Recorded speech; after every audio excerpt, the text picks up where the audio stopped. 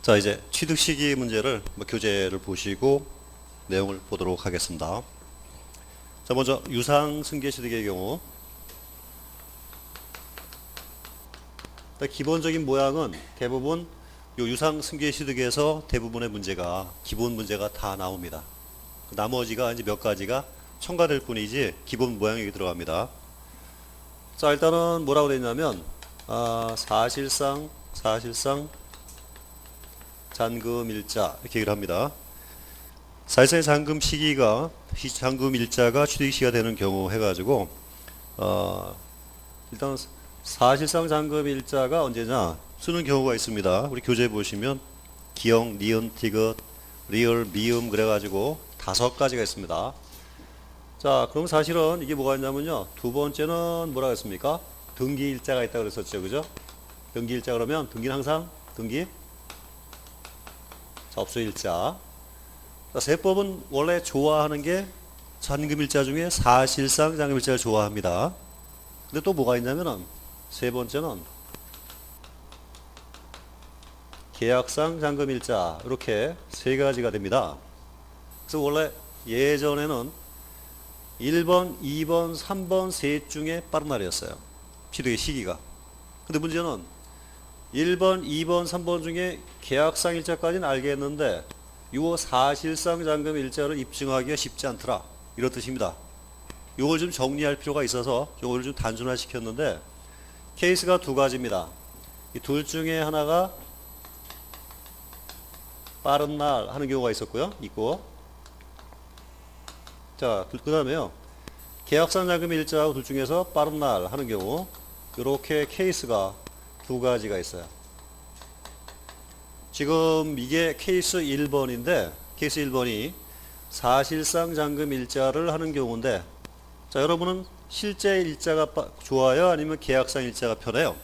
여러분 1보실 때는 기본적으로 계약서상 일자가 편합니다. 왜냐하면 계약서는 입증이 아니라 계약서 사본만 있으면 다 해결이 되거든요.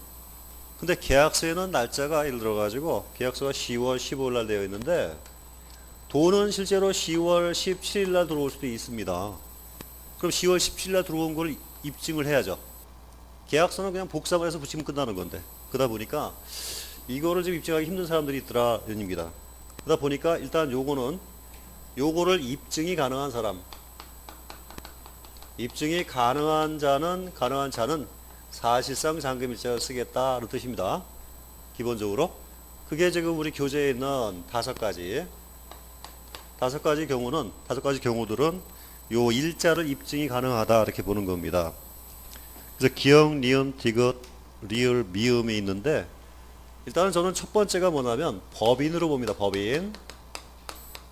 자, 법인은 항상 기장을 하게 되어 있습니다. 기장을 해가지고 장부의 일자라든가 금액을 전부 다 기재를 하고 있지요. 그러다 보니까 법인은 실제 잔금 일자를 뭘로 입증하느냐? 법인의 장부죠, 장부. 장부에 의해 입증되는 경우에 요거를 실제 일자로 인정하겠다. 이렇게 얘기를 하고 있습니다. 자, 법인 장부 등에 의하여 취득가액이 입증되는 취득의 경우는 그 실제 잔금을 지급한 날짜를 취득일자로 보겠다. 다시 돌아옵니다. 그러면 개인은 어떻다는 얘기죠? 개인은 능력이 있어요, 없어요? 능력이 없다 이런 얘기죠. 근데 여기는 뭐까지 끼냐면은 상대방 개인. 자, 법인과 거래한 상대방 개인이 있을 겁니다. 그럼 상대한 개인도 이때는 실제 일자를 써야 돼요. 법인이 입증을 해주니까 상대가. 그러다 보니까 이건 무슨 증이냐면 개인과 개인끼리 한 경우 있죠? 요 경우만 이게 개인으로 보는 거예요. 여기서 말하는 건 뭐냐면 여기는 개인과 개인끼리 거래인 경우만 대상을 합니다. 그럼 법인이 껴버리면 항상 뭐가 되는 거예요? 개인도 실제 일자를 가지고 따라가겠다는 뜻입니다. 기본 모양이. 자, 일단 요겁니다. 실무는 무조건 법인은 뭐다? 법인은 실제 잔금 일자를 취득 시기로 봅니다. 돌아옵니다. 돌아와서 기억번 271페이지 밑에 기억번 국가, 지방자치단체 또는 지자체 조합으로부터의 취득 국가 등이 이 일자를 명백하게 입증을 해줍니다. 상대방의 개인이어도 어때요? 분명히 일자가 구분이 되죠. 요거를 국가라고 얘기합니다. 국가 등, 국가 등으로부터 취득하는 경우. 니은번 수입하는 경우. 수입은 당연히 외국에서 수입하는 겁니다. 외국으로부터 그 외국으로부터의 수입에 의한 경우. 자, 우리가 이제 개인이어도 상대방도 개인입니다. 외국에. 이때는 뭘 볼 수 있냐면은 은행을 통해서 대금 지급이 된 게 입증이 됩니다. 송금거래. 그죠? 은행이라는 기관이 일자를 객관적으로 입증을 해주기 때문에 역시 이것도 실제 일자를 씁니다. 그 다음에 디귿번 공매 방법에 의하는 경우. 여기는 법원의 경매를 포함합니다. 법원 경매를 포함해서 공매의 경우는 역시 법원이라든가 또는 관련된 그 서업공사라든가 갖가지 공매하는 기관이 객관적으로 돈을 언제 지급했는지를 정확하게 입증을 해주고 있습니다. 그 다음에 이제 리을번 뭘까요? 법원의 확정 판결문에 의한 취득. 이 중요한 거는 확정 판결문입니다. 확정 판결문.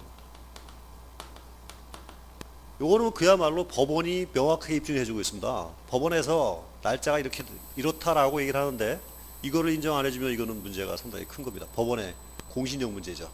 당연히 확정 판결문의 날짜는 요거 실제 일자로 보겠다. 자, 주의하실 건 바로 요겁니다, 여러분.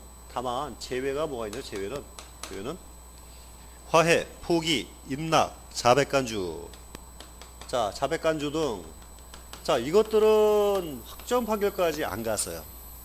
원래는 법원의 판결이 나오면 누가 결정하는? 법원의 판사가 결정하는 거죠. 근데 이거를 판사의 의견까지 보지 않고 중간에 끝나버린 거기 때문에 이것까지 공신력이 있다라고는 보지 않습니다. 일단은 요거 주의하셔야 됩니다. 실제 시험에서는 요게 문제가 될 수 있어요. 화해, 포기, 임낙, 자백간주 등에 의한 것은 판결문의 범위에서 포함하지 아니한다. 자, 그래서 요거를 이렇게 정리합니다. 이렇게요. 국가를 먼저 합니다. 국, 그 다음에 수, 그 다음에 공매, 공, 그 다음에 판결문, 판, 그 다음에 법인의 장부, 장, 그래가지고요. 국수, 공판장. 자, 그러면 국수를 많이 파는 곳을 공판장 그러죠? 그리고 국수, 공판장 이렇게 얘기를 합니다. 요거 기억하셔야 돼요. 메모장에 따로 써놓으시고, 요거는 단순 암기사항이에요. 국수, 공판장. 이 경우는 항상 실제 일자를 쓰고요. 실제 일자를 쓰고 뭘 비교하냐면요. 등기 일자와 비교를 해서 둘 중에 빠른 날짜를 취득의 시기로 봅니다. 자, 요것이 5가지 경우고, 그렇다면 이제 케이스 2번은 요거는 뭐냐면 케이스 1번 외죠. 케이스 1번 외의 경우죠. 외의 경우. 외의 경우는 무조건 이제 요걸로 내려오는데 대표적인 게 뭐냐면요. 개인과 개인 간의 거래의 경우다라는 얘기죠. 대신 여기에 해당되지 아니할 것. 이런 얘기예요. 요거에 해당되지 아니하고 요 5가지 외 국수 공판장 외의 경우 중에 일반 개인과 개인끼리 거래하는 경우는 이제는 편해요. 뭐가 편합니까?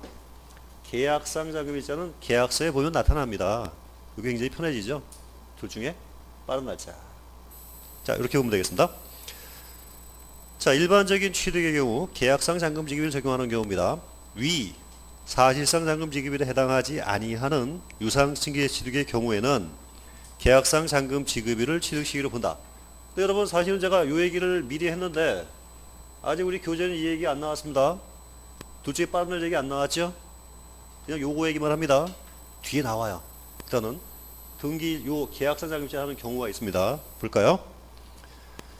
자, 일반적인 경우 괄호치고 계약상 잔금일이 명시되지 아니한 경우에는 계약일로부터 60일이 경과한 날을 잔금일자로 봅니다. 요거 주셔 놓으십시오. 명시되지 아니한 경우는 60일째가 잔금일자로 봅니다. 자, 그 다음에 니은번. 자, 이 계약을 갖다가 해제하고 싶습니다. 해제란 게 뭡니까? 취소하자는 얘기죠. 계약했다가 없던 걸로 하자라는 얘기입니다. 없던 걸로 가능하죠. 가능합니다. 다만 등기 등록하지 아니하고 요거 빨간 줄 등기 등록하지 아니하고 포인트입니다. 등기 등록을 해버리면 이미 취득이 끝났다고 보는 거예요. 취득세 끝났다. 등기 등록하지 아니하고 두 번째 포인트는 60일 이내입니다. 60일 이내 요거 빨간 줄 쳐놓으세요. 여러분 교재에다가 중요하다고 전부 다 빨간색 칠하면 나중에 다 중요해요. 하나도 안 빼고. 그러니까 까만 줄부터 시작하세요. 까만 줄 치고 중요하면 두 줄, 아주 중요한 빨간 줄, 그 다음에 이제 별표, 더 중요한 별표 3개, 뭐 이렇게 가는 건데 마음 급하다가 전부 빨간색 칠해놓으면 나중에 전부 색이 새빨개 가지고 뭐가 뭔지를 몰라요. 그래서 제가 얘기하는 거는 줄 쳐라 그러면 검은색, 그죠? 그다음 중요한 거는 빨간색, 뭐 이렇게 됩니다. 자, 일단은 이게 무슨 얘기냐면 여러분 이해를 하셔야 됩니다. 지금 잔금일자가 이렇게 있습니다. 잔금일자가 있는데 지금 요 규정은 뭐라고 했냐면 잔금일자가 도래가 했습니다. 했는데 잔금 지급을 끝냈고요. 중간에 지금 신고 기간이 며칠이냐면 60일입니다. 요걸 뭐라고 하냐면 신고 기한 이렇게 얘기를 합니다. 그러면 일단은 잔금이 도래했다는 얘기는 납세 의무가 성립이 됐다는 얘기입니다. 세금 낼 의무가 생겼어요. 중요한 거는 이 전에 해제했다라고 하는 거 우리 신경 쓸 필요가 없어요. 왜요? 납세가 성립이 안 됐으니까 그 서로 계약금 손해보고 해제하면 됩니다. 세금 낼 의무가 없으니까. 그런데 이미 잔금일자가 지났기 때문에 이 사람은 납세 의무가 성립이 됐습니다. 납세 의무가 성립이 돼버렸습니다. 그럼 이때 해제를 하고 싶다라는 얘기인데 기가 며칠 주는 거냐면은 60일 주는 겁니다. 다만 전제 조건이 뭐라고요? 등기를 하지 아니하고 등기도 등록하지 아니하고 이게 첫 번째입니다. 등기도 등록을 하지 아니하고 신고를 안 했다는 얘기죠. 일반적으로 60일 이내에는 계약을 해제할 수 있다 이런 얘기입니다. 근데 사실은 옛날에는 이거를 A가 지금 B한테 판 거죠. A가 B한테 물건을 판 건데 지금 잔금이 도래해서 B가 세금을 냈어요. 세금을 납부를 하고 해제하면 어떻게 합니까? 해제하면 명의가 다시 또 돌아옵니다. 또 A가 또 세금을 또 내야 돼요. 이렇게 했어요. 옛날에. 원래 세법은 문자 그대로 해석을 해야 됩니다.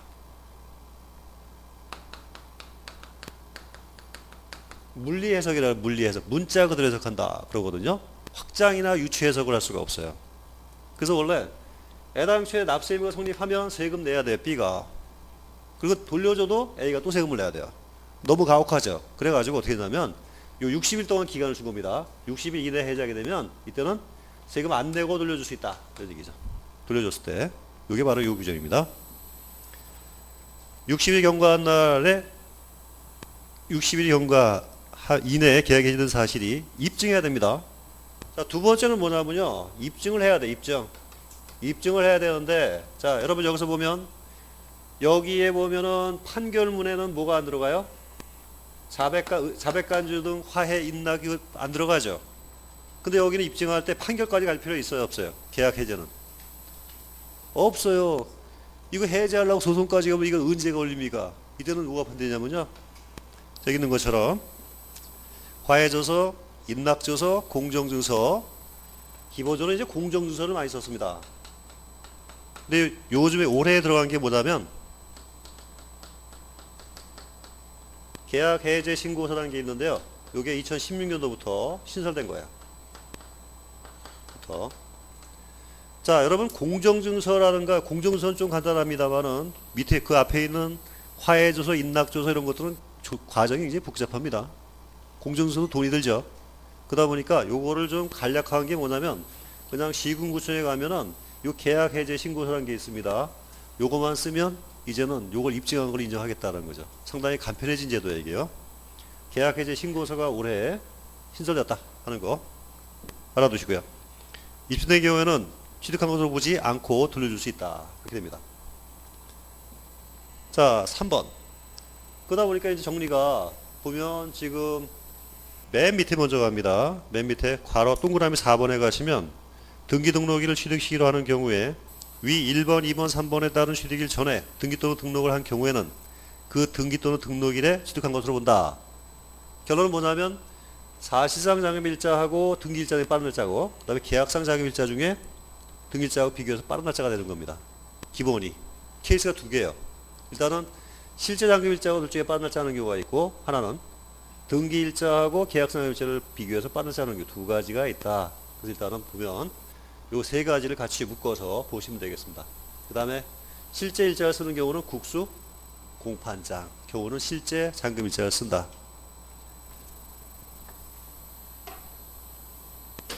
자, 그 다음에 이제 연부취득입니다. 연부취득. 연부취득은 이거는 장기할부의 일종인데요. 장기할부라는 거는 대금을 1년 이상 나눠 지급하는 취득을 의미합니다. 근데 그 중에 아주 깁니다.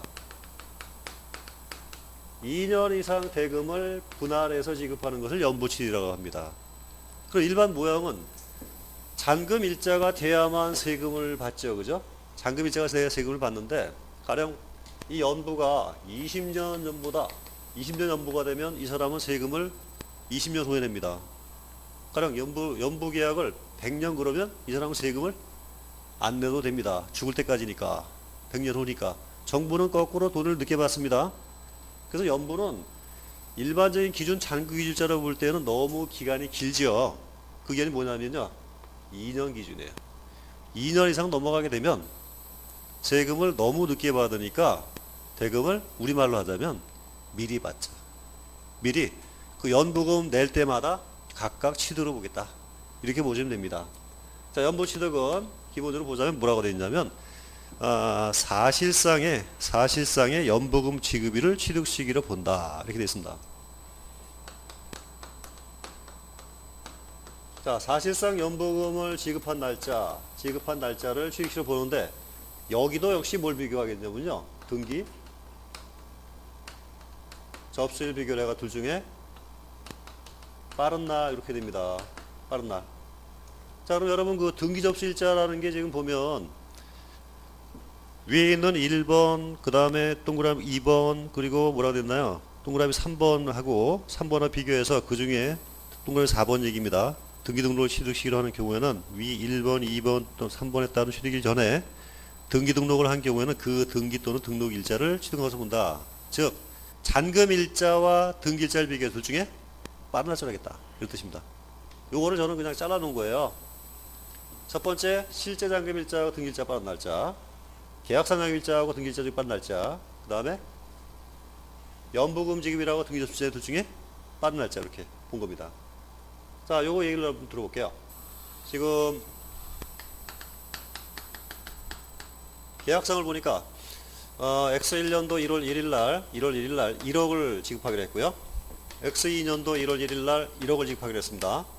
X3년도 1월 1일날 1억을 지급하기로 했습니다. X4년도 1월 1일날 1억을 지급하기로 했습니다. 그럼 지금 몇 년 전부입니까? 3년 전부, 3년 전부. 계약금 한 번 하고 3년이니까 합계 총 4억입니다. 계약서액이에요. 근데 이거를 실제로 해보니까 X1년도 1월 1일날은 계약시기니까 당연히 1억을 줘야 됩니다. 자, 이거는 연부죠. 이걸 연부 취득의 형태를 띠고 있습니다. 원래는 언제 취득시기가 되는 거예요? 원래는 X4년도 1월 1일날 전부 내니까 잔금일자 취득시기가 돼야 되는데 너무 기니까 어떻게 하냐면요, 돈 준 날짜마다 각각 취득이 됩니다. 그러면 요게 취득시기가 됩니다. 그리고 시기는 언제가 되냐면, 시기는 X1년도 1월 1일, 그 다음에 세금을 낼 때 그 대상을 뭐라고 하냐면요, 과세 표준이라고 한다고 했습니다. 과세 표준은 역시 1억이 됩니다. 이게 전부 다 뭐라고 그랬어요? 이거는요, 실지. 자, 그 다음에요, 이때는 조금 늦게 냈습니다. X2년도 2월 5일날 돈을 9천만원만 냈습니다. 자, 그러면 계약서에는 X2년 1월 1일인데 실제는 X2년 2월 5일이에요. 그러면 아까 뭐라 했냐면 현황과세, 실질과세란 말을 썼습니다. 이때는 취득 시기가 실지인 X2년 2월 5일이 되는 거예요.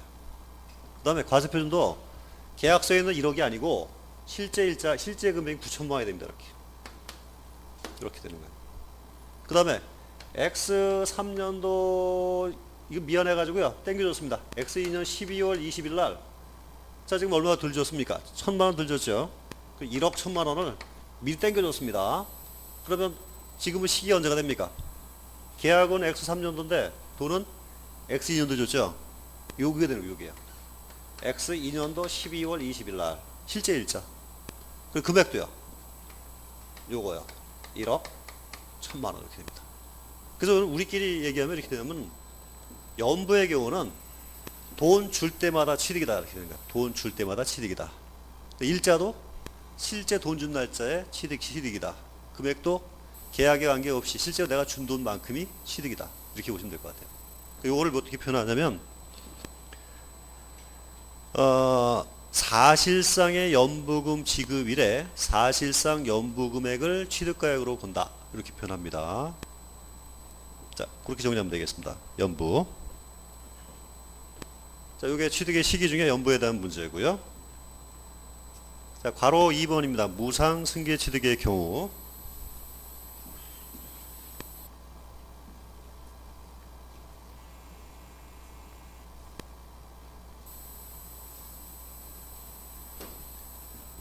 자, 무상 취득은 두 가지가 있습니다. 상속이 있고 그 다음에 증여. 상속의 경우는 그 시기를 뭐라고 하냐면요. 상속은 언제 벌어집니까? 사람이 사망했을 때 발생되고, 또 하나는 뭐냐면 실종됐을 때 실종 선고일자 취득으로 봅니다. 그 상속으로 봅니다. 기본적으로 요거를 뭐라고 하냐면 상속 개시일 이렇게 얘기를 합니다. 대부분 상속 개시일자는 두 가지인데 사망일자하고 그 다음에 실종 선고일자인데요. 사람이 실제로 죽으면 상속이 되고 일정 기간 동안 5년 이상 실종이 됐다가 실종 선고를 받으면 이 사람은 실종이 돼버리죠. 그래서 두 가지인데요. 대부분 이제 우리는 사망을 상속으로 봅니다. 그래서 요 상속 개시한 날짜를 뭐라고 하냐면 상속 개시일 그렇게 얘기를 합니다. 우리 법적인 용어예요. 일단은 기본적으로 보자면 상속은 상속 개시일날 취득이 이루어진다. 지금 A가 있는데 여기에 상속인이 B, C, D입니다. A를 뭐라 그래요? 죽은 사람. P 상속인. B, C, D를 안 죽은 사람 상속인 이렇게 얘기를 합니다. A가 7월 15일 날 사망했습니다. 사망했는데 여기에 대한 상속 신고를 나중에 했어요. 상속 신고를 언제 했냐면 12월 25일 날 했습니다. 그리고 등기는 언제 나오냐? 등기는 역시 12월 25일 날 넘어갔습니다. 그러면 이 B, C, D가 이 물건을 취득한 날은 7월 15일인지 아니면 등기로 확정된 12월 25일인지 하는 얘기입니다. 근데 이미 원래 상속은 사망이 됐잖아요. 사람이 사망했기 때문에 소유가 이미 B, C, D에게 넘어왔습니다. 넘어왔는데 문제는 뭐냐면은 상속세 신고 기간이 길어요. 상속 개시월 말일로부터 6개월이에요. 그럼 무슨 뜻이냐? 상속 개시일은 7월 15일인데요. 7월 15일부터 언제까지요? 신고 기한까지거든요. 그 신고 기한은 어떻게 계산하느냐? 상속월 말. 상속월 말은 7월 31일입니다. 여기부터 6개월입니다. 그럼 언제까지요? 12월 31일까지. 그럼 기산점은 언제냐? 기산점은 이론의 여지가 없습니다. 언제부터요? 7월 15일 상속 개시일인 7월 15일부터 언제까지라고요? 12월 31일까지. 이거를 신고 기간 이렇게 얘기를 합니다. 그러면 이 사람은 7월 15일부터 12월 말일까지인데 신고를 12월 25일 날 했습니다. 그 등기는 언제 넘어가냐면 12월 25일 날 넘어가죠. 대부분이. 그 이때 물건의 소유가 확정된 거는 12월 25일 날 B, C, D가 어떻게 갖고 있는지가 구비됐어요. 구비됐습니다. 그러면 이 경우에 실제로 모양은 12월에 넘어갔지만 사람이 죽은 건 언제냐? 7월 15일 날 소유자가 세상에서 없어졌어요. 존재가. 그럼 취득 시기가 언제가 될까요? 7월이에요? 12월이에요? 7월 달입니다. 상속은 모든 세법이 다 똑같습니다. 세법에서는 상속은 무조건 상속 개시일이에요. 여기 비교 안 합니다. 비교 안 합니다. 상속은. 대부분 우리가 시기를 얘기할 때 뭘 비교하냐면요. 잔금일, 등기일 비교를 합니다. 근데 상속은 사람이 죽었기 때문에 일단 무조건 넘어온 거예요. 소유권 행사는 원래 인감증명도 사망하면 못 이기게 됐습니다. 그죠? 그 불법입니다. 그래서 기본적으로 보자면 여러분들은 어떤 세법이건 간에 상속 개시일 온리입니다. 온리. only에 only. 이것만 씁니다. 여기 다른 게 붙으면 무조건 틀린 거예요. 시험에서. 뭐 등기 접수일자와 비교를 한다. 뭐 등등등. 조건이 붙으면 무조건 틀린 겁니다. 어떤 세법이건 간에. 자, 그 상속 개시일로 합니다. 자, 그 부분이 상속에 대한 부분이고요. 그래서 가로치기에 보면 가로 속에 있습니다. 상속 또는 유증으로 인한 취득의 경우에는 상속 또는 유증 개시를 말한다. 여러분 아까 제가 설명드렸는데 상속에는 유언에 의한 증여와 사인 증여를 포함한다 이렇게 말씀드렸죠. 그래서 결국 뭐라면 유증 개시일 이렇게 얘기해요. 일반 상속은 상속 개시일 이렇게 얘기를 합니다. 자, 두 번째 증여는요. 증여는 첫 번째가 원칙은 증여 계약일. 증여 계약이라고요. 두 번째로 이걸 뭘 비교하냐면 등기 등록일자를 비교를 합니다. 역시 등기 접수일 둘 중에 빠른 날 이렇게 해야 됩니다. 자, 여러분 요거 빨간 줄입니다. 증여 계약일. 증여세는 증여 계약한 날을 취득시기로 봅니다. 기본적으로. 근데 이게 우리 그 기출문제 보면은 상당히 많은 시험에 나와요. 증여세의 경우는 증여 계약일로 한다라는 얘기 많이 나오거든요. 일단 증여 계약을 원칙으로 한다. 빨간 줄 쳐놓으십시오. 기억번 무상 승계 취득의 경우에는 그 계약일로 한다. 계약일로 한다. 취득한 것을 보겠다. 자, 다음 페이지 니은번. 다만 해당 취득 물건을 등기 등록하지 아니하고 요거 추천합니다. 등기 등록하지 아니할 조건이에요. 등기 등록하지 아니하고 역시 기간 똑같습니다. 60일이죠. 취득한 날로부터 60일 이내에 계약이 해제된 사실이 입증되면 화해조서, 인락조서, 공정증서 그리고 하나 써놓으십시오. 계약 해제 신고서 등으로 입증되는 경우에는 취득한 것으로 보지 아니한다. 결론은 이제 취득세도 일반 취득도 마찬가지고요. 유상승계 취득도 마찬가지고 무상취득도 마찬가지고 60일 이내면은 계약 해제할 수 있다. 그런 얘기죠. 대신 조건은 등기 등록하지 아니할 것. 두 번째, 입증할 것. 거래 계약 해제 신고서까지 포함을 한다. 이렇게 보시면 됩니다. 자, 동그라미 2번. 예외는 뭐냐면 등기 등록일과 비교를 한다는 얘기입니다. 그래서 그 계약 일자하고 등기 일자 둘 중에 빠른 날짜로 한다 하는 얘기를 이렇게 표현하고 있습니다. 자, 근데요. 대부분 실무에서는 이 계약일자 문제가 큰 문제가 안 됩니다. 여러분 증여받는데 처음에 증여받는 사람은 수증자죠. 수증자가 증여자한테 얘기를 듣습니다. 일단은 증여자가 내가 너한테 땅 몇 평 있는데 줄까 그러죠. 줄까 그럽니다. 그럼 이제 여러분이 수증자니까 네 감사합니다 그럽니다. 그래가지고 딱 얘기를 합니다. 원래 증여는 증여 계약이 중요하니 당장 증여 계약서 씁시다 라고 해야 하네요. 못하죠. 그냥 말 꺼냈으니까 기다리는 겁니다. 대부분 기다리고 있다가 나중에 실제로 맘 먹으면 이제 증여자가 그럽니다. 야, 너 등기 넘겨줄게. 그러면 증여가 되는 겁니다. 그래서 그때 가서 어떻게 하느냐. 원래 등기를 넘기려면 증여 계약서가 필요해요. 그 서류가 결국은 법원에 등기할 때 그때 거꾸로 어떻게 하냐면요. 거꾸로 증여 계약서를 써요. 증여 계약서를.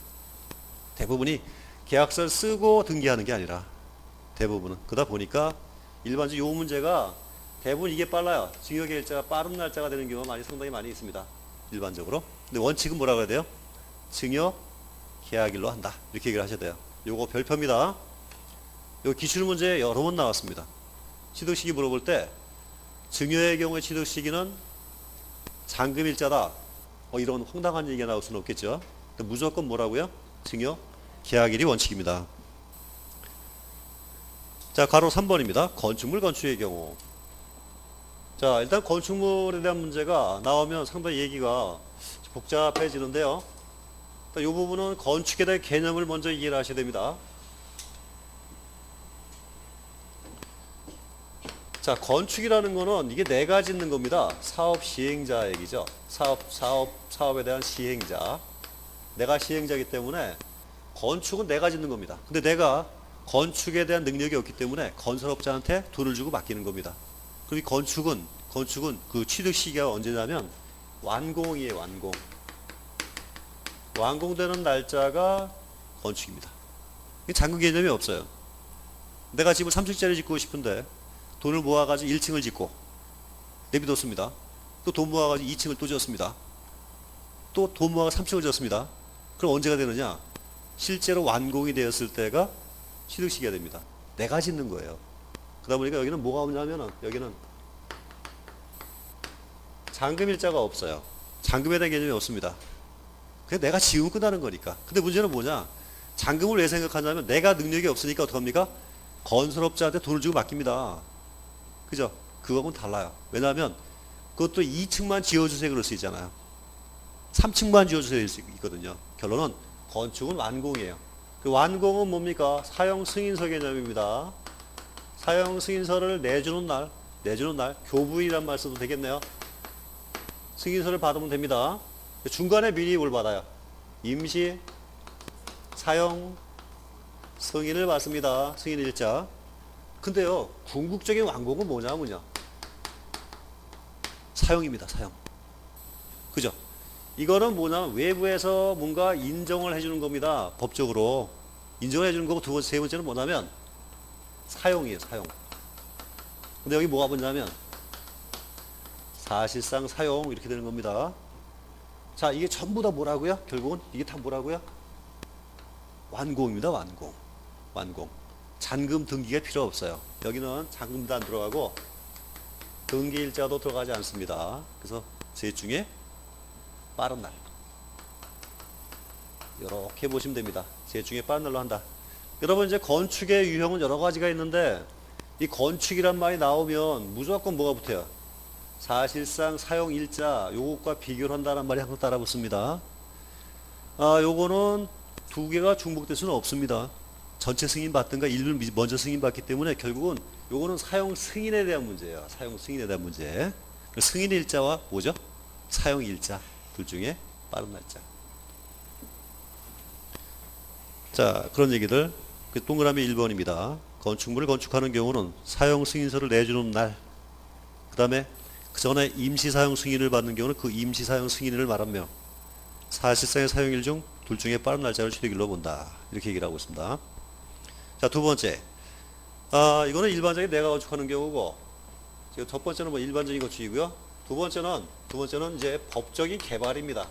법으로 이제 개발하는 경우에 두 가지가 있는데, 환지가 있죠, 환지하고, 재개발, 재건축 이렇게 두 가지가 있습니다. 자, 환지의 경우는 이거 둘 다 뭐냐면 법적인 개발이에요. 땅을 개발하면 뭐가 됩니까? 환지가 되고요. 주택을 개발하면 뭐가 됩니까? 주택 재개발, 재건축이 되는 겁니다. 원래는 이것도 환주택 그러면 되겠죠, 그죠? 그렇게 얘기 못하니까 요거는 재개발, 재건축. 이거 무슨 법률에 근거합니까? 도시 및 주거환경 정비법. 여러분 배울 겁니다. 그 도주법 이렇게 얘기해요. 도주법. 도망가는 법? 아니면 도주정법? 그죠? 이름마다 다른데요. 대부분 도주법이라는 말 씁니다. 자, 이런 경우는 뭐냐면 개발이 완료가 될 때요. 완료 시에 법적인 공고 또는 고시를 합니다. 여기서 뭐가 붙어요? 법적 개발 아니에요. 이때는 법적 공고 고시 일자가 있는데요. 기본은 뭐냐면 이거 다음 날이라는 거. 다음 날. 공고일 되는 날. 환지는 뭐라고 되어 있습니까? 환지의 경우는 도시개발법에 따른 도시개발 사업이나 도시 및 주거환경 정비법에 따른 정비사업. 그래서 원래 정비사업 그러면은 옛날엔 재개발 사업 그다음에 재건축 사업 그랬는데 요즘은 묶어가지고 그냥 정비사업 이렇게 얘기를 합니다. 자, 정비사업의 경우에 도시개발법에 따른 환지처분 또는 소유권 이전으로 취득하는 경우에는 환지처분 공고의 다음 날 또는 소유권 이전 고시의 다음 날. 자, 일단은 여기에 보면 환지처분이 됩니다. 환지처분 공고일. 여러분 여기서 중요한 거는 공고일이 있는데 이게 아니고 뭐라고요? 다음 날. 그 다음에요. 여기는 이전, 고시일, 다음 날입니다. 비교를 해야 항상 뭘 비교합니까? 원래는 사실상 사용일. 실제로 쓴 둘 중에 빠른 날. 여기도 역시 마찬가지죠. 둘 중에 뭐라고요? 둘 중에 빠른 날 이렇게 됩니다. 자, 일단은 법적 개발하는 경우는 뭔가 공고일 고시일 다음 날 요거 주의하세요.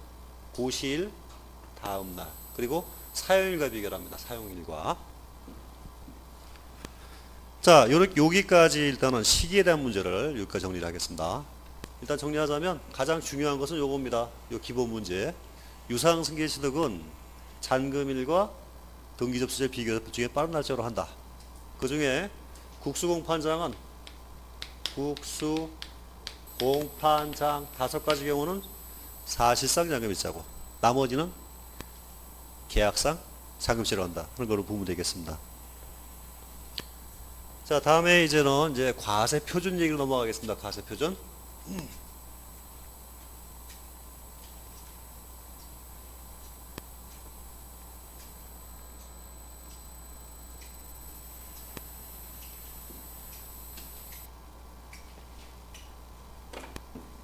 자, 우리가 이제 과세 표준 곱하기 세율 이걸 뭐라 그러냐면 이거를 산출 세액 이렇게 얘기를 했습니다. 이것은 하나의 세트예요. 세트. 공통적인 세트인데 여기서 과세 표준은 일정한 그 세금을 구하기 위한 과세 대상을 과세 표준이라고 얘기를 합니다. 그럼 이 취득세이기 때문에 취득세는 이게 당연히 취득가액이 됩니다. 어떤 물건을 취득한 금액이 됩니다. 이런 거를 종가세란 말 쓰죠. 가격에 따른 세금. 요거를 뭘로 할 것이냐는 문제인데요. 결국은 취득가액을 뭘로 할 것이냐 하는 문제는 결국 이게 실가가 아니라는 얘기죠. 실가가 아닐 수 있다는 뜻입니다. 내가 실제 1억을 주고 샀는데 1억이 아니고 다른 금액으로도 신고할 수가 있다. 이런 규정이 들어가 있다고 보면 되겠습니다. 자, 여기는 크게 취득가액은 크게 세 가지입니다. 하나는 신고한 가격. 말이 좀 이상합니다. 사실상 취득가격이 아니고 신고한 가격이란 말씀입니다. 두 번째는 시가표준액. 그 다음에 세 번째 사실상 취득가격. 요거는 우리끼리 뭐라 그래 이거를요. 실가 이렇게 얘기하죠. 실가. 그럼 원래는 뭘 써야 됩니까? 기본적으로 실가 써줘요. 실가. 근데 우리 법에는 이거를 원칙이라고 했습니다. 원칙. 신고한 가격에 얘기한다. 이상하지 않습니까? 지금 우리가 실제로 지금 실가가 얼마냐면 실가가 1억을 주고 취득을 했어요. 1억을 주고 시작했는데 여기에 지금 시가 표준액이 이게 7천만 원입니다. 7천만 원이다. 그러면 시가는 얼마냐? 시가는 올랐어요. 1억 1천만 원입니다. 1억 1천만 원 가격이 올랐습니다. 그러면 여러분은 여기서 지금 원칙을 뭐라고 하냐면 신고가격으로 한다고 그랬거든요. 여러분 같으면 얼마 신고하시겠습니까? 이 셋 중에 7천만 원? 네, 이게 상당히 그거는 실무적인 얘기입니다. 이거는. 근데 그거는 저 같으면 1억을 한다고 얘기를 하겠네요. 원래 얼마 줬으니까요. 1억 줬으니까. 기본적으로 보자면 원칙은 신고를 1억을 해야 맞아요. 시가가 1억이니까. 근데 문제는 뭐라 돼 있느냐? 신고 가격이거든요. 그 신고를 1원 해도 돼요. 법에는 하자가 없습니다. 법조문상은 신고한 가격이 된다고 했기 때문에 원칙이. 근데 시가편액과 비교부문은 시가편액은 얼마입니까? 이거는 7천만 원이거든요. 그래서 어떻게 하냐면은 요거를 이렇게 해가지고요. 둘 중에 큰 금액으로 합니다. 비교를 해서 둘 중에 큰 금액으로 합니다. 논리적으로 하자가 없어요. 이거 탈세가 아니에요. 개념적으로. 근데 원래는 얼마예요? 둘 중에 7천만 원이고 원래는 얼마 해야 돼요? 이렇게 해야죠. 그러면 7천만 원 비교를 해가지고 둘 중에 큰 금액인 1억. 그러다가 이제 7,010만 원 하면 어떻게 돼요? 그 큰 금액인 7,010만 원. 쭉 가다가 이제 이게 7천만 원에 머무르죠. 이렇게. 그럼 7천만 원 합니다. 신고를 6,999만 원 했습니다. 그럼 이제 뭐가 커져요? 이게 커지죠? 7천만 원이 됩니다. 결론은 이게 신고가액이 7천보다 작으면 이게 얼마보다 작아지죠? 7천만 원보다 작아지죠. 그러니까 이제 뭐냐면 이렇게 해봐야 3원 해봐야 다 얼마가 됩니까? 7천만 원이 되니까 이 7천만 원이 뭐가 되냐면요. 최저한도의 의미를 갖고 있는 겁니다. 아까 말씀하신 것처럼 어떤 분이 신고를 실천하겠다라는 얘기는 뭐예요? 작게 해봐야 소용이 없다 이런 뜻입니다. 그래서 결국은 신고도 이렇게 하는 겁니다. 일반적으로 이렇게 7천만 원 일반 모양이. 이거 돼야 안 돼요? 더 하는 거 됩니다. 당연히 되는데 대부분 세금 덜 내려고 이렇게 한다는 얘기죠. 기본적으로. 자, 이게 바로 일반적인 모양입니다. 자, 일반적인 과세표준은 원칙은 취득 당시의 신고가액으로 합니다. 자, 여러분 중요한 거는 뭐냐면요. 여러분들 원칙이 중요합니다. 원칙. 시험 문제에서 아무 얘기 없이 취득세 취득가격은 취득과세표준은 신고한 가격이다 라고 맞는 거예요. 그러니까 원칙을 얘기하면 무조건 조건 없으면 맞는 겁니다. 그래서 여러분 일단 가장 기본은 원칙을 먼저 아셔야 돼요. 신고 가격으로 한다. 이게 원칙이에요. 원칙으로 한다. 다만 연부로 취득하는 경우에는 연부 금액으로 한다. 아까 말씀드렸죠. 그죠? 연부는 대금을 나눠 지급한 취득이기 때문에 각각 나눠낼 때마다 실제로 그 지급한 금액을 각각 취득으로 봅니다. 하는 거예요. 연부식으로 본다. 자, 다음 페이지. 괄호 2번을 먼저 보겠습니다. 예외적으로 시가표액이 있는데 취득세 과세표는 원칙적으로 취득자의 신고가액에 의하는 것이 원칙이지만 예외적으로 신고 또는 신고가액의 표시가 없거나 사실은 제가 큰 금액이라고 얘기했는데 사실은 세 가지 경우에 해당합니다. 첫 번째는 뭐냐면 신고를 안 한 경우에요. 뭐라고 합니까? 이거를 무신고죠. 무신고. 두 번째는 신고 가격이 없다. 그러면 제로죠. 그 다음에 세 번째는 바로 이 얘기입니다. 신고 가격과 시가표액을 비교하니 뭐가 크다고요? 시가표액이 더 큰 경우. 무신고는 결국은 신고가액이 제로죠. 그 다음에 신고 안 하면 이것도 신고가액이 제로인 것도 역시 0이니까 결론은 뭐냐 둘 중에 큰 금액이 돼요. 둘 중에 큰 금액을 하겠다는 뜻이에요. 문제는 이렇게 나옵니다. 신고를 하지 아니하거나 또는 신고가액 표시가 없거나 또는 신고가액이 시가표액보다 작을 때에는 그때는 시가표액으로 한다라고 얘기를 합니다. 결론은 둘 중에 큰 금액입니다. 결국은 무신고도 0 이렇게 보는 거죠. 자, 다시 올라가서 보충으로 갑니다. 메뉴에. 자, 주택거래 신고 지역에서는 그 가액을 신고를 하게 강제로 해놨습니다. 그 신고한 금액은 요걸로 보겠다. 신고 가격으로 보겠다는 뜻입니다. 주택거래 신고지 신고를 하게 강제된 금액은 의무화된 금액은 그것도 역시 여기에 말한 신고 가격으로 보겠다. 자, 말 나온 김에 괄호 3번으로 먼저 갑니다. 275페이지 괄호 3번 특례 사실상 취득가격 또는 연보금액으로 하는 경우. 자, 다음에 밑에 보시면 6가지가 있습니다. 1번 국가, 지자체 또는 지자체 조합으로부터 취득하는 경우. 동그라미 2번 수입에 의한 취득. 3번 공매 방법에 의한 취득. 4번 판결문에 의한 취득. 4-1번 법인 장부에 의한 취득. 자, 여기까지는 여러분 기억나실 겁니다. 여기 뭐가 있었죠? 여기 있었네요. 국수, 공판, 장. 요거는 입증이 가능한 경우죠. 실가로. 실제로 입증을 할 수 있는 경우입니다. 그래서 요 사실상 취득가를 쓰는 경우는 역시 실가를 입증이 가능한 경우. 그래서 국, 수, 공, 판, 장. 근데 여기에 하나가 더 있습니다. 6번. 5번인데 우리 교재는 부동산 거래에 관한 법률 제3조에 따른 신고서. 거래 신고서죠.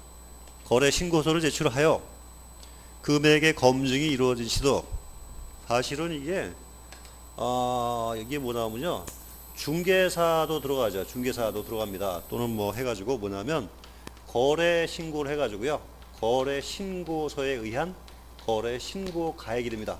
거래 신고 가액. 이것도 실가죠. 여러분 그 법률 3조에 의하면 거래 계약일로부터 일정한 기간 60일 이내에 거래 신고하게 되어 있습니다. 그죠? 그리고 거기에 들어가서 거기 보면은 누가 누구한테 팔았는지 언제 계약을 받았는지 중도금, 잔금, 그 다음에 일자, 금액 이게 다 나와 있거든요. 그다음 금액 날짜뿐만 아니라 금액도 나와 있습니다. 여기 있는 금액을 요것도 인정하겠다. 또 국수공반장까지는 아시는데 요걸 뭐라 하냐면요. 거래 신고가액이니까 거로 하겠습니다. 거. 국수공판장 거. 시기에서는 거가 없는데 가액에는 거가 들어가요. 거래가액, 신고한 금액. 결국은 실제 여러분 중개사가 하는 일들이죠, 이게요. 거래 신고하는 일, 거래 신고가액도 이것도 시가로 보겠다. 그럼 이게 실가냐 하는 얘기인데요. 거래 신고한 내용이 실가로 볼 수 있지요. 예전에는 소위 거민계약서라고 그래가지고 계약서를 가지고 시군구청에 가서 거민을 받았습니다. 근데 그 거민이라는 것 자체가 금액 검증을 안 했어요, 옛날에는요. 그냥 이런 거래가 있었다라는 얘기였는데, 요즘은 소위 말하는 국토교통부의 그 거래한 내용들에 대한 데이터베이스가 있어가지고 금액에 대한 검증을 해요.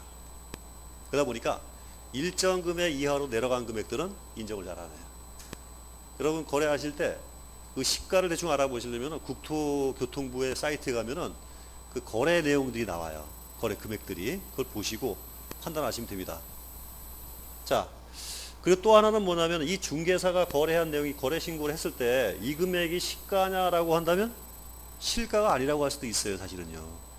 왜냐하면 다운 계약서를 쓰잖아요. 다운 계약서 쓰게 되면 실가가 아닐 수가 있는데, 문제는 요즘은 다운 계약서를 쓰면 거의 문제가 된다라는 게 문제입니다. 아주 간단한 논리인데 양도세 때문에 그렇습니다. 자, A가 B한테 팔고 B가 C한테 물건을 팔았어요. 지금 지금 이게 내가 누구냐면 B입니다. 근데 2012년도에 실가 10억짜리를 다운 계약서를 써가지고 팔았어요. 7억에. 그럼 A의 양도가액은 얼마입니까? A의 양도가액은 7억. 그죠? 이 사람은 얼마 남았습니까? 다운 계약서 통해서 3억에 대한 세금을 안 냈죠. 근데 B가 2016년도에 C한테 양도를 했습니다. 근데 양도가액이 얼마냐면 양도가를 8억에 팔았습니다. 그러면 취득가액이 얼마냐 하는 거예요. 취득가액이 7억이요? 그렇죠. 계약서에 의하자면 7억이 맞아요. 그죠? 계약서면 7억이 맞는데, 그럼 차익이 1억이 생깁니다. 근데 두 번째는 뭐냐면, 양도가액이 8억인데, 실제는 돈을 얼마 줬어요? 실제는 10억을 줘가지고, 실제는 손실 2억을 받습니다. 자, 여러분들은 이렇게 하시겠습니까? 이렇게 하시겠습니까? 여러분 당연히 중개사 입장이니까 이렇게 하라고 그러겠죠, 그죠? 근데 여러분이 가령 B라고 한다면, 실제는 이 사람이 이익 봤어요, 손해 봤어요? B가 손해 봤습니다. 왜냐하면 10억에 사가지고 얼마에 팔았느냐? 8억에 팔았잖아요. 이 사람이 2억만큼 손실 본 거예요, 실제로. 이건 뭐 이론의 여지가 없어요. 근데 이 사람 보고 이렇게 계약서가 7억이니 1억으로 신고해라 라고 하면 세금이 나와요. 양도세가 나옵니다. 최하 몇백만 원 나옵니다. 몇백만 원 나오니까 손해본 사람이 세금을 낸다라는 거는, 이거는 뭐 있을 수가 없어요. 용납이 안 되죠. 그러다 보니까 대부분 이렇게 신고를 합니다. 이렇게 신고를 합니다. 이렇게 신고하면 문제는 뭐가 되냐면은, A는 7억이라고 신고를 했는데 B는 얼마나 신고했느냐? B는 10억이라고 신고하니까 이 두 개가 다르죠. 두 개가 달라요. 이거를 뭐라고 하냐? 같지 아니하다, 불부합한다 그러죠. 이 불부합자료라고 그래요. 그래서 세무서에서는 A와 B에게 입증하라고 소명자료 제출을 통보합니다. 누가 깨질까요? A, B 중에? A가 깨지죠. A가 이 3억에 대한 세금을 두드려 맞아요. 그럼 아마 세금이 기본적으로 한 50% 이상 나옵니다. 3억의 절반이니까 1억 5천 이상 나와요, 세금이. 근데 문제는 돈이 2012년도에 있었는데 2016년도에 돈이 없어요. 옛날에 팔았으니까 이게 폭탄이 되는 거예요. 그거를 지금 이제 옛날에 2000년도부터 시작해가지고 한 15년 이상을 계속 깨졌어요. 경험이 된 거예요, 이렇게. 다운 계약서 쓰면 나중에 잘못하면 깨지는구나. 막판에 가서 깨지는구나.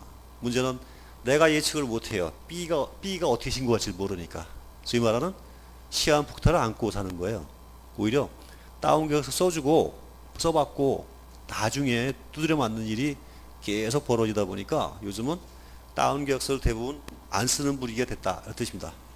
그 여러분들도 실제 거래하실 때 다운 계약서 쓰지 말라 그러세요. 왜냐하면 나중에 깨져요. 나중에. 근데 지금도 다운 계약서 쓰면 괜찮다고 그러신 분들이 있어요. 특히 뭐라 하냐면 내가 옛날에 다 해봤는데 그래요. 옛날엔 됐어요.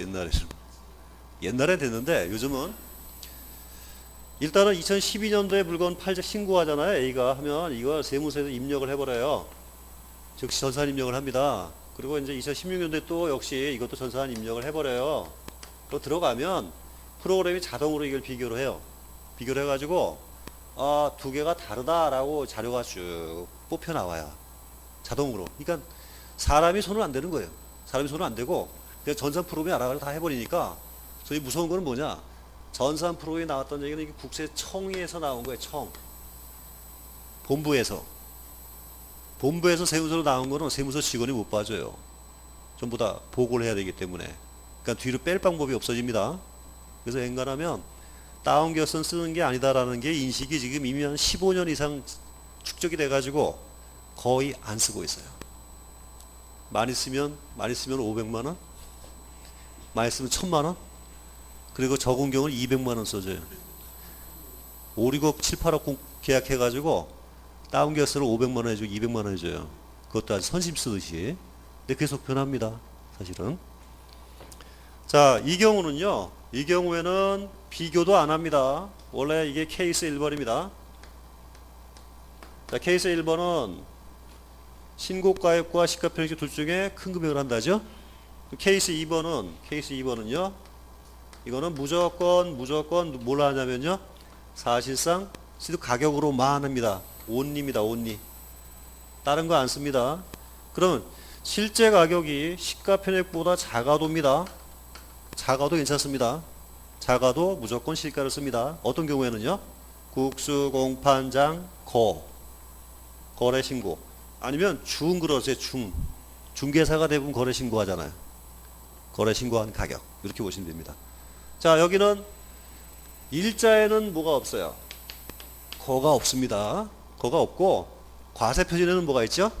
거가 있어요. 거가 있다. 중개사가 있다는 얘기. 중개사 거래 신고가액이 있다. 이렇게 같이 보시면 됩니다. 자, 그럼 이제 요 정도는 전부 다 정리가 됐고요. 그러면 이제 문제는 274페이지 밑에 보충란에 보시면 이제 시가편익이 있습니다. 시가편익이 뭔지 그 얘기만 간단하게 보겠습니다. 이쪽으로 볼까요?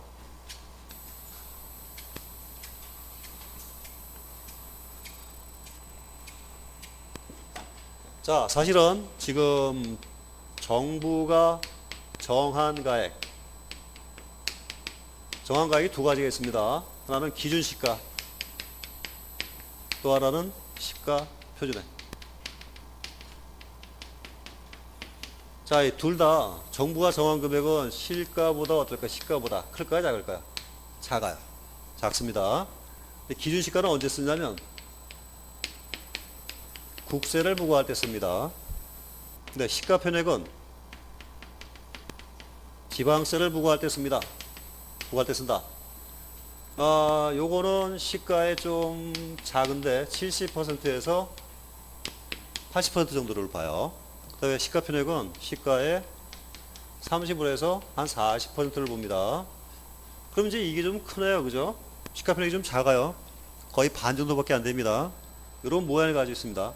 첫 번째, 지방세에서는 뭐를 쓰냐면요. 시가 표준액이라는 용어를 씁니다. 그러면 취득세, 재산세는 지방세죠. 지방세이기 때문에 뭘 쓰냐면요. 시가 표준액. 그 다음에 양도소득세는 무슨 세금입니까? 양도세는 국세죠. 이건 뭐라고 해야 돼요? 기준시가. 이렇게 합니다. 자, 그럼 기준시가 계산 방식이 여러 가지가 있는데 토지, 그 다음에 주택, 그 다음에 건축물. 자, 이걸 뭐라고 한다고 했습니까?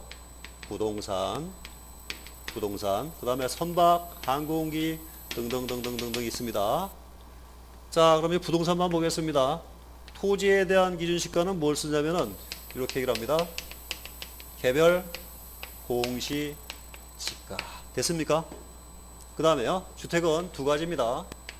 단독주택이 있고 공동주택이 있는데 단독주택을 뭐라고 하냐면요. 개별 주택 가격 이렇게 얘기를 합니다. 공동주택은 공동주택 가격 이렇게 얘기를 합니다. 근데 여러분 보기에 이 개별주택 가격이라든가 공동주택 가격이란 말은 일반적인 용어죠. 일반적인 용어인데 여기서는 법에서 정한 용어예요. 법정 용어입니다. 법에서 정한 용어예요. 개별주택 가격 그러면 여기서는 그 법에서 정한 주택에 대한 단독주택에 대한 기준시가를 의미합니다. 기본적으로. 그러면 토지를 얘기할 때 뭐라고 해야 돼요? 토지의 기준시가는 개별 공시지가다. 근데 공시지가를 얘기하실 때요. 개별자를 꼭 붙여주세요. 개별자를. 왜냐하면 표준지 공시지가라는 게 있어요. 원래는 이 개별 공시지가라는 것은 지번별 공시지가를 말합니다. 근데 전부 다 감정평가사한테 의뢰하기 너무 많아요. 토지가. 그래서 일부만 표준적으로 꼽아요. 그게 뭐냐면 표준지예요. 표준지. 그 표준지 공시지가를 감정평가를 하면 나머지 물건들은 거의 감안해서 평가를 하는 겁니다. 일단 여러분들은 쓰실 일이 없어요. 표준지 공시지가는. 대부분 여러분이 가령 뭐 거래할 때 나타나는 지번은 다 뭐가 되죠? 개별 공시지가입니다. 따라서 여러분들이 조금 좀 유식해 보이려면 뭐라 해야 돼요? 개별자를 붙이셔야 돼요. 시험에도 당연히 요 개별 공시지가 나옵니다. 그 다음에 이것도 마찬가지입니다. 단독주택 가격은 개별주택 가격인데요. 둘 다 특징이 뭐냐면 토지와 건축물을 일괄고시합니다. 가령 뭐 서초동 100번지를 들어가 보면은요. 거기에 있는 주택은 원래 주택도 토지와 건축물이 있습니다. 있는데 그걸 구분하지 않고 그냥 주택 얼마 이렇게 나와요. 주택 3억 이렇게 나와요. 그러면 특징이 뭐냐? 일반적인 물건은 토지와 건축물이 구분이 되죠. 상가는. 주택은 그냥 3억 이렇게 나와요. 3억. 여기는 토지 건축물이 구분이 안 됩니다. 이런 특징이 있어요. 일괄고시한다 이런 겁니다. 그리고 공동주택도 마찬가지입니다. 국토교통부 인터넷 사이트에 가시면은 그 부동산 가격 알림이라는 그런 코너가 있어요. 거기 보시면은 메뉴에 쭉 나와 있으니까 집원되고 아파트 이름 치고 그다음에 호수 치면 그 공동주택에 대한 그 가격이 쭉 나옵니다. 얼마인지 알아볼 수가 있어요. 이게 공동주택 가격입니다. 자, 그런데 지금 시가편액은 사실은 여기도 토지, 그 다음에 주택, 여기도 건축물, 그 다음에 선박, 항공기 등등등등등 있습니다. 이걸 부동산이라고 한다 말씀드렸죠, 그죠? 근데 이거를 지금 부동산에 대한 경우는 2005년도부터 이 방법을 갖다가 그대로 쓰기로 했습니다. 준용한다는 얘기입니다. 그러니까 어떻게 됐습니까? 이제 기준시가하고 뭐가 같아졌어요? 기준시가하고 시가편액이 같아졌습니다. 현재는. 그러면 원래는 이게 시가의 몇 프로입니까? 시가의 70 내지 80%였는데 요거는 시가의 30 내지 40%죠. 그러면 이제 문제가 뭐냐면 2004년도까지는 시가의 30 내지 45%인데 2005년도부터는 부동산은 얼마로 올라갔어요? 이제 시가의 70 내지 80% 올라가 버렸죠. 1년 사이에. 이게 정상입니까? 비정상입니까? 세요? 안 세요? 너무 세요? 너무 세죠. 1년에 과표가 2배에 올라가는 경우는 없어야 돼요. 그러다 보니까 일단 첫 번째는 뭐냐면 현재는 어떻게 된다? 기준시가하고 시가편액이 같다 이런 얘기입니다. 부동산은. 됐습니까? 절대 잊으시면 안 되거든요. 두 개가 같다. 대신 이것들은 아직도 얼마야? 시가에 30에서 40% 남아 있습니다. 변화가 없어요. 일단 부동산은 같다는 얘기입니다. 그러다 보니까 뭐가 필요하냐면은 그냥 내비두면 세금이 2배 넘게 더 늘어날 겁니다. 2005년도부터. 그래가지고 뭐가 필요하냐면은 이거를 완화하기 위한 정책이 필요해요. 그 중에 하나가 뭐냐면 지방세 세율의 인하입니다. 여러분 2005년도 이후에 지방세 세율이 내렸어요. 원래는 2005년도부터 뭐가 되냐면 중과세죠. 중과세 모양이 2005년도에 생긴 세금이 종부세가 생겼습니다. 종부세. 무슨 뜻이냐면 보유세를 중과세하겠다는 취지입니다. 그런데 과표도 올린 이유가 뭐죠? 세금 많이 불리겠다는 목적이죠. 근데 세율은 지방세 세율은 내렸어요. 원래 옛날에 그 투자하신 분들은 알 겁니다. 등록세가 옛날에 3%였거든요. 2%로 내렸어요. 세율이. 그 세율을 내리고 뭘 했냐면요.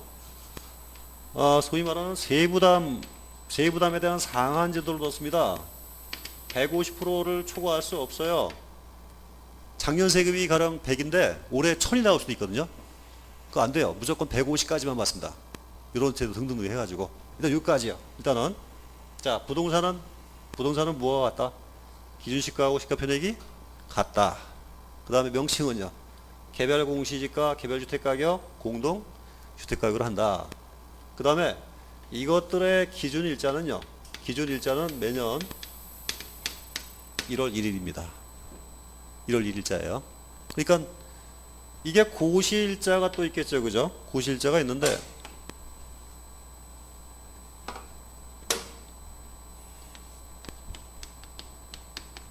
기준일자는 매년 1월 1일자 가격입니다. 근데 이거를 고시하는 날짜는 개별 공시가는 5월 31일이고 주택은 4월 30일입니다. 요거 외우라는 얘기 아닙니다. 근데 문제는 1월 1일부터 5월 30일까지 하고 1월 1일부터 4월 29일까지는 어떻습니까? 올해 1월 일자가 없지요. 고시를 언제 하니까? 5월 말일날 하잖아요. 그러면 5월 30일까지는 올해 게 없어요. 고시를 5월 말일날 한 번 하니까. 간단해요. 이거는 뭐 세법이 아니에요. 5월 말일날 한 번 고시하니까 5월 30일까지는 올해 게 없는 거예요.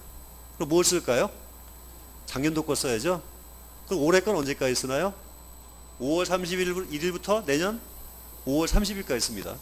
주택은요. 올해 거를 4월 30일부터 내년도 4월 29일까지 쓰죠. 이런 구조라는 겁니다. 어려운 얘기 아니죠. 예, 근데 말로 써놓으면 별거 아닌데 헷갈릴 수 있습니다. 일단은 고시를 기본적으로 한 번 한다. 요게 언제인지 외울 필요 없어요. 외울 필요 없습니다. 어쨌건 고시일 전까지는 뭘 쓴다? 직전 연도 고시분을 쓴다. 이런 뜻입니다. 자, 그런 얘기들이 보충란에 쭉 있습니다. 그래서 1번에는 시가편익이란 지방세를 부과할 때 대상이 되는 금액을 말한다. 따라서 취득세라든가 재산세를 적용할 때는 시가편익이란 말을 쓴다. 이런 뜻이고요. 그 다음에 2번 토지 및 주택에 대한 시가편익은 동그라미 2번에 있네요. 토지는 개별 공시지가, 주택은 단독주택은 개별 주택가격, 공동주택은 공동주택가격이란 말을 쓴다. 자, 3번은 생략해도 되겠습니다. 자, 오늘은 여기까지 하겠습니다. 수고하셨습니다.